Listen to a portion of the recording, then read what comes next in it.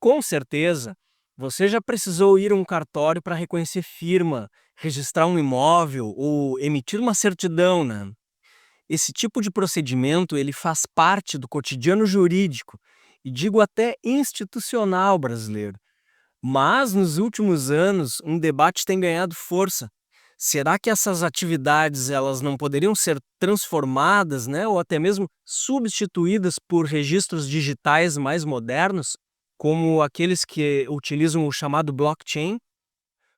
Meu nome é Hilton Ornelas e eu te convido agora a refletir conosco sobre esse tema.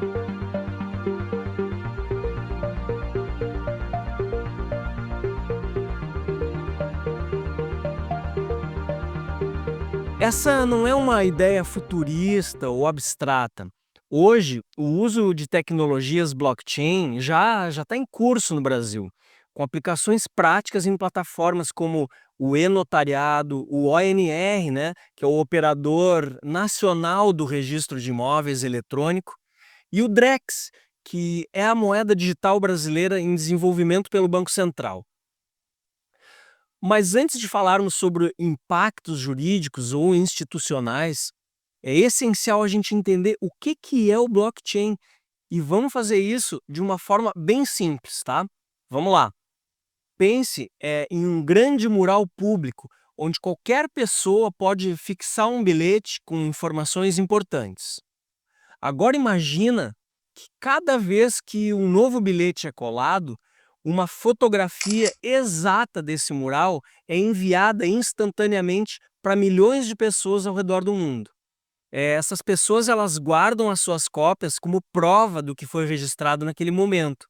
E se alguém tentar alterar um bilhete, depois será impossível sem que todos percebessem, né, essa alteração, porque cópias anteriores mostram exatamente o que foi registrado. E é mais ou menos assim que funciona o blockchain. É uma tecnologia que impede alterações não autorizadas, porque todos os registros são compartilhados e são verificados coletivamente, né, protegidos por códigos com uma matemática bem complexa. Esse é o princípio por trás do blockchain, né?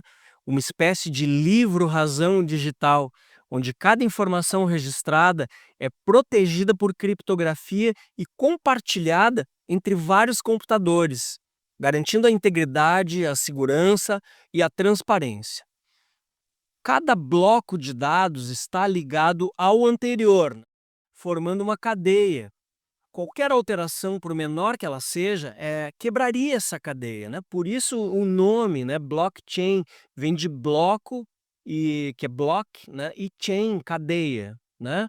E por isso que isso interessa ao direito, né? Porque o blockchain pode ser usado para registrar contratos, transações, documentos, titularidades e até atos públicos, de forma que sejam verificáveis e auditáveis, sem a necessidade de intermediários. Mas atenção, pessoal, isso não significa de forma alguma que o cartório ou o sistema registral vai acabar, tá? A discussão mais sensata e realista, ela fala de uma transformação e não de extinção. Na prática, o que se vê é uma tendência de que os cartórios se tornem nós autorizados dentro de redes, né? E essas redes são redes permissionadas, né? Usando blockchain para ampliar a segurança e a eficiência do serviço. Isso já vem acontecendo desde 2022. A Lei 14.382, ela criou um sistema eletrônico dos registros públicos, que é o SERP, obrigando os cartórios brasileiros a digitalizar os seus serviços. Em paralelo, o Conselho Nacional de Justiça, né, o CNJ, tem regulamentado mecanismos para assegurar a integridade, a autenticidade e a rastreabilidade dos atos digitais também. A Resolução 469 de 2022 e o Provimento 174 de 2024, eles prevêem o uso de metadados e identificadores únicos, assinaturas eletrônicas, códigos de verificação, né, que são os hashes, e autenticação, protocolos de segurança, né, como formas de garantir registros auditáveis e juridicamente confiáveis. Mas aqui nesse ponto, é fundamental a gente entender uma questão bem importante, tá? O blockchain não é uma tecnologia única nem padronizada. Na verdade, existem centenas de blockchains diferentes, né? Públicos, privados, híbridos, com finalidades diferentes, mecanismos de consenso variados e graus diversos de transparência e controle. Isso traz alguns desafios importantes para o direito. Por exemplo, como garantir que um contrato registrado em uma rede privada tenha o mesmo valor jurídico que um registrado por um tabelião? Ou então, quem que vai ser responsabilizado se essa rede falhar, né? Ou como assegurar fé pública que depende de delegação legal numa estrutura técnica baseada em algoritmos e incentivos econômicos? Tem uma expressão que ficou famosa que diz que o blockchain é uma máquina de confiança técnica. O termo máquina de confiança foi difundido pela revista The Economist para descrever o blockchain como um mecanismo técnico de verificação da integridade dos dados, sem precisar confiar numa autoridade central. E é aí que entra uma das distinções mais relevantes. O blockchain é uma máquina de confiança técnica, mas ela não substitui por si só a fé pública jurídica.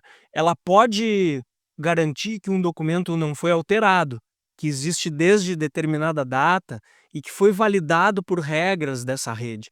Mas ela não pode, sem base legal, atestar esse documento como verdadeiro, né, ou autêntico aos olhos do ordenamento jurídico brasileiro, pelo menos até agora. Um outro ponto pouco discutido é que as redes blockchain, elas funcionam com base em incentivos econômicos, pensado por meio da teoria dos jogos.